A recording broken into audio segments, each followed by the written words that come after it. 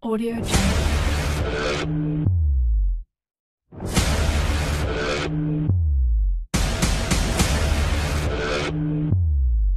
Audio Jungle.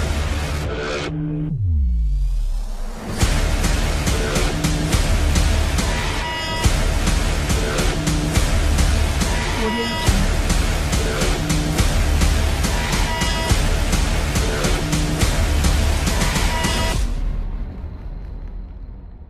Audio Jungle.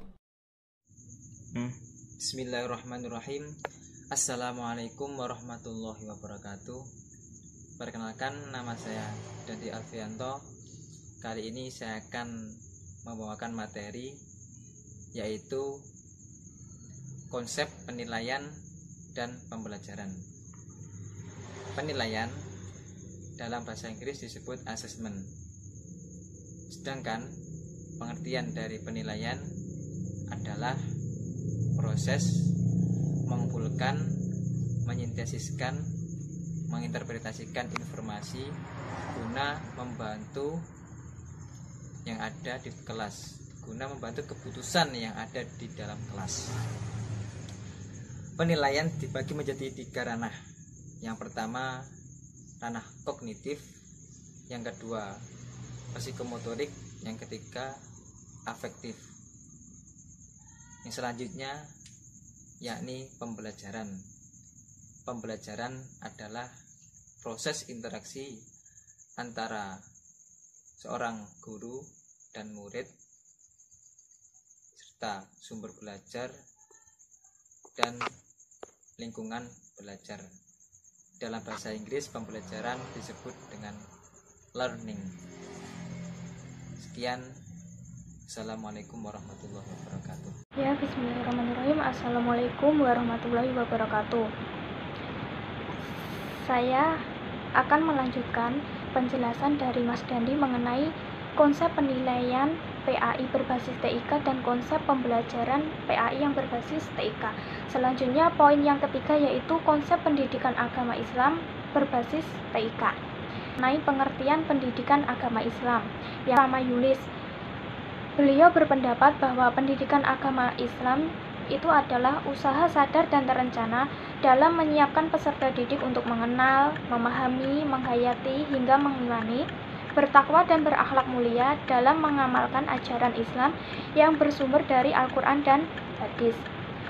Kemudian di sini juga dijelaskan bahwasanya tujuan pendidikan agama Islam itu adalah untuk menumbuhkan dan meningkatkan keimanan peserta didik melalui pemberian dan pemupukan ilmu pengetahuan, sehingga menjadikan manusia muslim yang terus berkembang dalam hal keimanan dan ketakwaan kepada Allah Subhanahu wa Ta'ala, serta berakhlak mulia dalam kehidupan pribadi, masyarakat, berbangsa, dan bernegara. Penerapan pembelajaran PAI itu memiliki karakteristik dan penekanan pada aspek pendidikan akidah, akhlak, dan ibadah. Semua aspek itu tentunya terkaji dalam pendidikan agama Islam yang berlandaskan Al-Quran dan hadis. Kemudian poin yang kedua yaitu konsep teknologi informasi dan komunikasi. Ditinjau dari susunan katanya, teknologi informasi dan komunikasi itu terdiri dari 3 kata. Yang pertama yaitu teknologi, yang berarti pengembangan dan aplikasi dari alat, mesin, material, dan proses yang menolong manusia menyelesaikan masalahnya. Istilah teknologi itu sering menggambarkan penemuan alat-alat baru yang menggunakan prinsip dan proses penemuan saintifik. Yang kedua yaitu informasi dan komunikasi. Itu erat kaitannya dengan data. Informasi berarti hasil pemrosesan, manipulasi, dan pengorganisasian sekelompok data yang memberi nilai pengetahuan bagi penggunanya. Kemudian komunikasinya itu adalah suatu proses penyampaian informasi berupa pesan, ide, atau gagasan dari satu pihak kepada pihak yang lain agar terjadi hubungan yang saling mempengaruhi di antara keduanya. Dengan demikian, TIK merupakan suatu bentuk paduan antara komputer dan komunikasi. Pembelajaran berbasis TIK ini merupakan pembelajaran yang proses kegiatan pembelajarannya itu menggunakan teknologi berupa radio, televisi, HP, komputer, laptop, LCD, dan lain-lain. Di samping itu, TIK merupakan suatu perangkat teknologi yang diciptakan untuk mengkolaborasi manfaat aplikasi komputer, komunikasi, dan informasi itu menjadi suatu sistem yang terintegrasi. Dalam dunia pendidikan, pemanfaatan TIK itu akan mendorong pengembangan pengetahuan dan pemahaman siswa maupun guru secara lebih baik dan objektif. Poin yang D yaitu konsep penilaian TIK berbasis pendidikan agama Islam.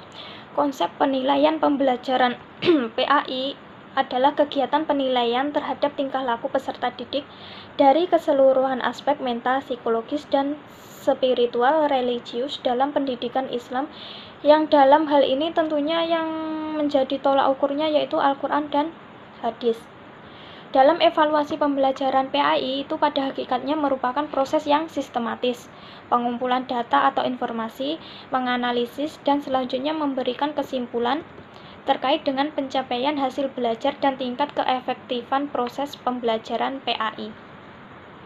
Evaluasi pembelajaran PAI itu sebaiknya dilakukan secara sistematis dan kontinu atau berkelanjutan agar menemukan informasi yang akurat tentang kemampuan atau hasil belajar dari peserta didik. Adapun langkah-langkah yang dapat dilakukan dalam memanfaatkan TIK ketika melakukan penilaian. Yang pertama yaitu mengapa saya menilai. Tujuan dilakukannya penilaian itu akan berpengaruh terhadap bentuk penilaian yang akan dilakukan.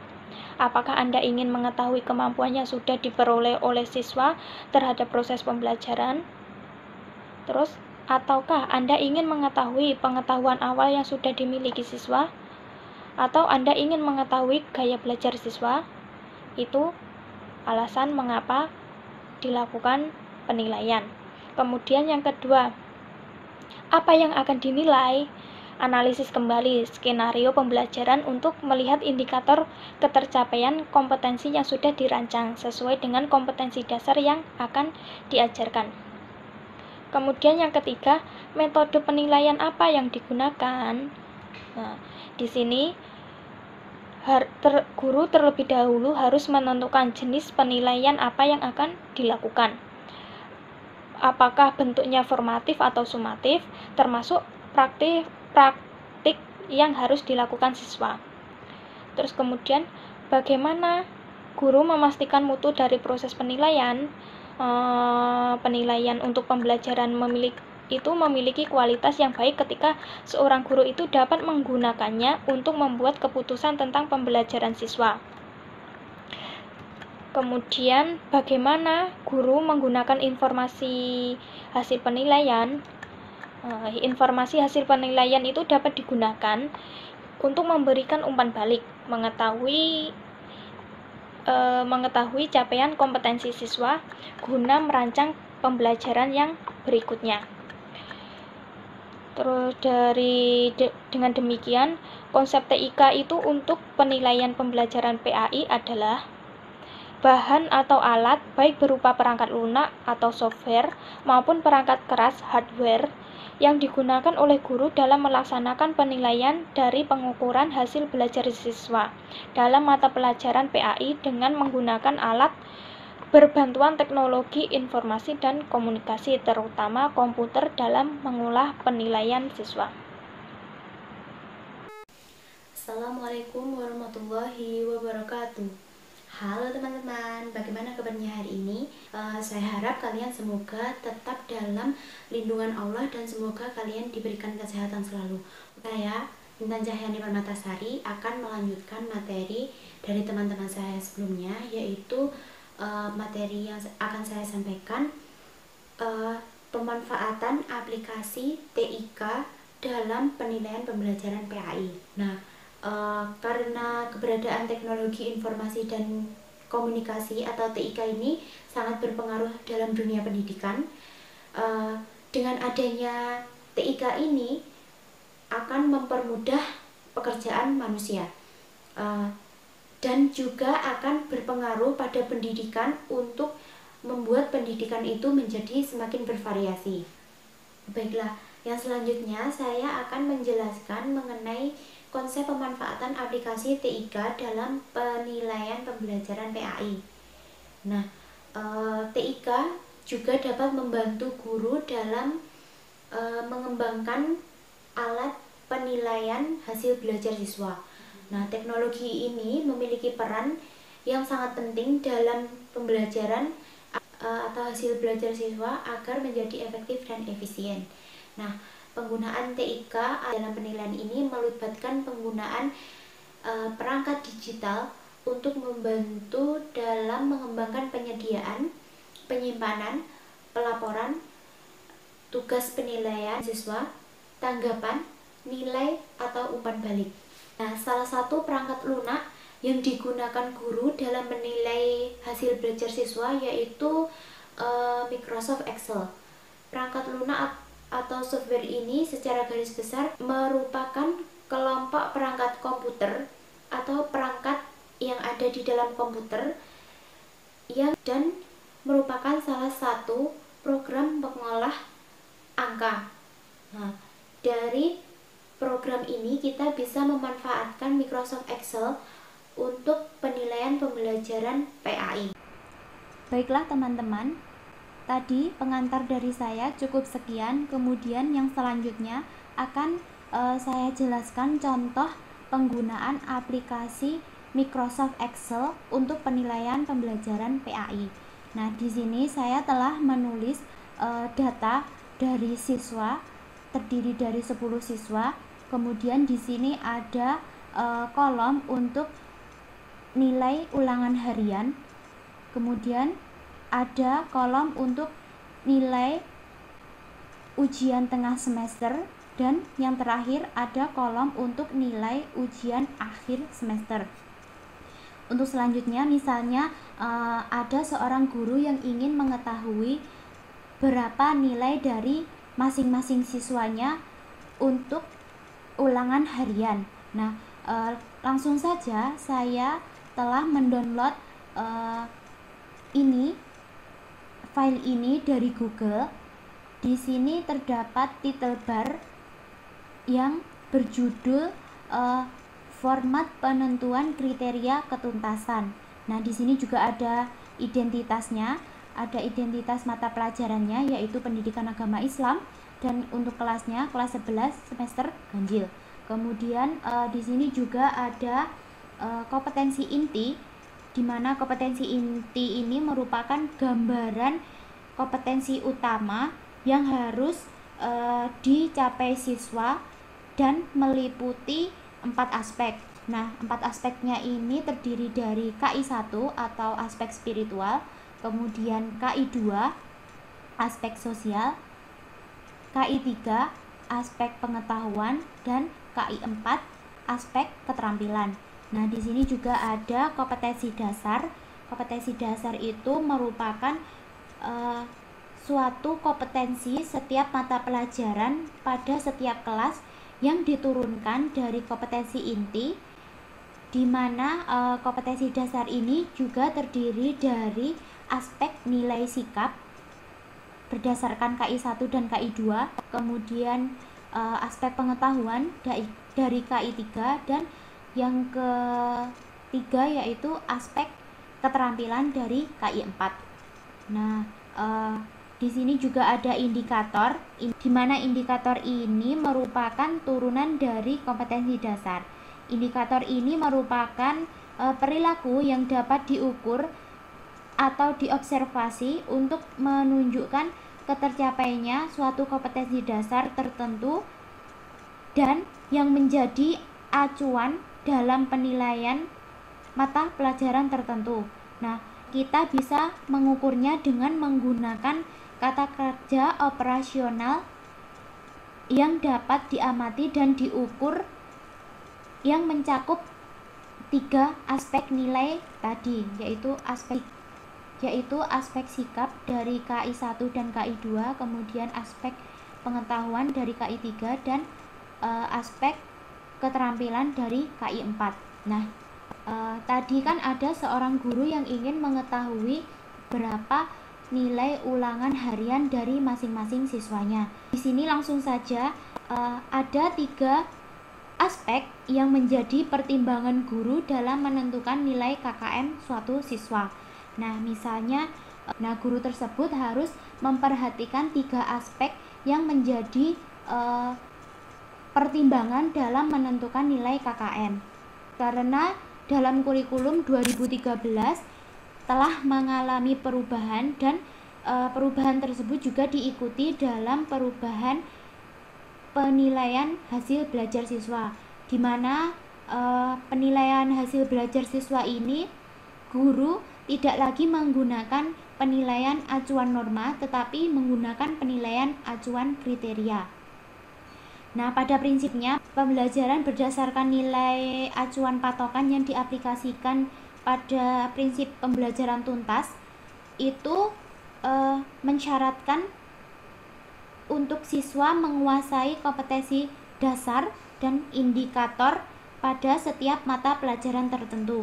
Nah, fungsi dari KKM, kriteria ketuntasan minimal ini adalah sebagai acuan guru dalam melakukan penilaian ketercapaian kompetensi sesuai dengan kompetensi dasar dan indikator pada setiap mata pelajaran. Kemudian juga memiliki fungsi sebagai acuan bagi siswa untuk mempersiapkan diri mengikuti setiap penilaian pada setiap mata pelajaran atau materi pembelajaran tertentu. Nah, karena guru harus memperhatikan aspek-aspek ini tadi dalam menentukan KKM, maka saya jelaskan aspek-aspek ini apa saja. Nah, yang pertama yaitu aspek kompleksitas. Nah, aspek kompleksitas ini merupakan tingkat kesulitan dari materi pada setiap indikator atau kompetensi dasar. Nah, semakin tinggi kompleksitasnya, maka semakin kecil skor yang digunakan. Seperti ini. Ini kan kecil. Oke, yang sedang seperti ini, kemudian yang tinggi seperti ini. Nah, yang selanjutnya, faktor yang kedua yaitu faktor daya dukung. Nah, daya dukung di sini merupakan ketersediaannya sarana dan prasarana yang dimiliki oleh sekolah dalam mendukung kegiatan belajar mengajar siswa. Jika sekolah memiliki daya dukung yang tinggi, maka skor yang digunakan pun juga tinggi. Pada faktor daya dukung, rentan nilai yang digunakan fleksibel sesuai dengan kondisi sekolah. Nah, misalnya untuk sekolah yang memiliki daya dukung tinggi, rentan nilainya seperti ini, yang sedang seperti ini, dan yang rendah seperti ini. Nah, untuk aspek yang terakhir yang harus diperhatikan guru dalam menentukan KKM itu yaitu aspek intake. Aspek intake ini merupakan tingkat kemampuan rata-rata siswa. Nah, guru dapat menentukan faktor atau skor pada intake ini berdasarkan hasil penerimaan siswa baru atau ujian penerimaan siswa yang dilakukan di awal itu atau tes awal. Kemudian yang selanjutnya dapat dilihat dari nilai yang dicapai siswa pada kelas sebelumnya. Oke, langsung saja. Tadi ada seorang guru yang ingin mengetahui nilai KKM dari salah satu masing-masing siswanya. Misalnya tadi Anis Fitriani, nomor absen pertama. Misalnya dalam materi pembelajaran PAI pada tema taat pada aturan, kompetensi dalam kebaikan, dan etos kerja memiliki kompleksitas yang rendah. Maka misalnya kita beri nilai di sini 85. Kemudian yang selanjutnya faktor daya dukung, karena sekolah yang ditempati oleh Anis Fitriani ini dan kawan-kawannya memiliki sarana dan prasarana yang memadai, maka kita tulis saja di sini tinggi, kita beri skor 82 misalnya. Oke. Kemudian untuk faktor intake-nya, karena Anis Fitriani ini merupakan seorang siswa yang pintar dan juga rajin belajar. Nah, hal ini dapat diketahui guru melalui hasil penerimaan siswa baru atau tes di awal tadi, dan juga nilai yang dicapai oleh Anis pada kelas sebelumnya. Misalnya kita beri nilai di sini, dia mendapatkan dia mempunyai kemampuan 80 misalnya, kemampuan yang sedang. Oke, untuk selanjutnya, untuk menentukan nilai KKM ini, guru bisa menggunakan rumus pada Excel, yaitu ini sum. Kita letakkan kursor kita di sini. Oke. Kemudian kita beri tanda tambah karena ada 3 aspek yang dinilai guru. Kita letakkan lagi di sini 82. Kemudian beri tanda tambah lagi di sini. Oke. Karena ada 3 aspek yang dinilai, maka dibagi 3. Kita klik enter. Oke, jadi nilai KKM dari Anis Fitriani pada ulangan harian pendidikan agama Islam nilainya yaitu 82. Kita langsung masukkan ke sini, nilai ulangan harian 82.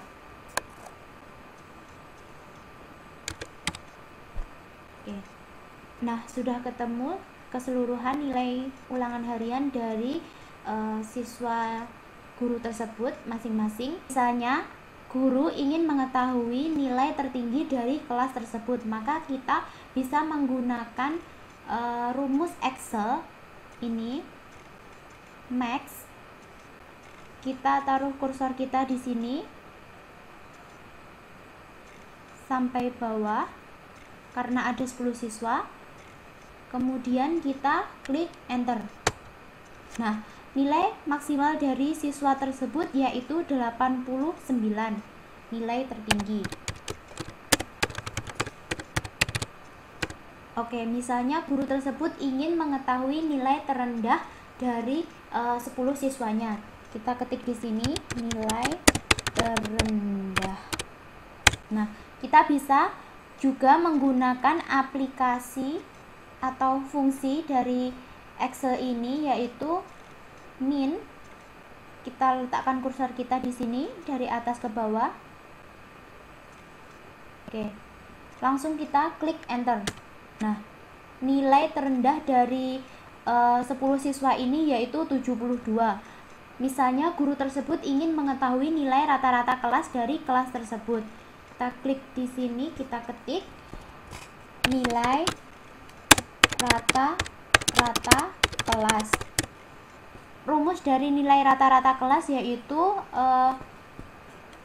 jumlah nilai keseluruhan dibagi jumlah siswa.